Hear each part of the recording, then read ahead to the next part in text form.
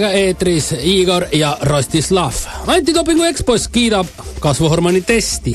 Maailma antidopingu agentuuri endine juht Dick Pound teatab, et kasvuhormooni testil pole vähimatki viga. Ühtle süüdistada Ameerika jalgpalliga NFL-i, et nood vingerdavad ja ei taha dopingukuttidega koostööd teha.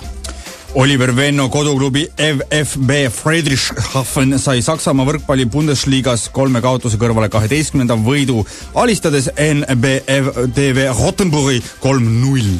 Jalgpallist ka. Andres Ooper leidis klubi Küproselt. Nimelt Eesti jalgpallikoondisest enim väravaid löönud Andres Ooper sõlmis hooaja lõpul lepingu Küprose klubiga Famagusta Neasalamis, kelle ridadesse kuulub ka Martin Funk.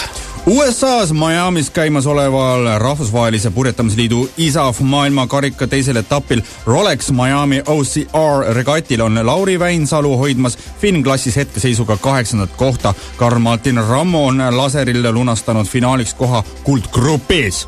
Käsipallist ka. Meistriliigas üllatas Viimsi jagatud tööriistamarketiga alistades HC Kehra 28 jagatud 22-ga. Põlva servitil on 25 punkti, Kehral 23, Viimsil 18 ja Viljandil 16 punkti. Eesmärk on rada määruste päraselt läbida, et mitte päris seisma jääda laskmisega on nii, et see võib hästi minna, aga võib ka metsa minna, nii kommenteerib laskesuusataja Everin Saue eelseisvat MM.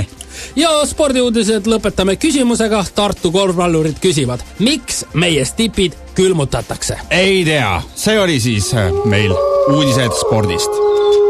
See on Raadio 2.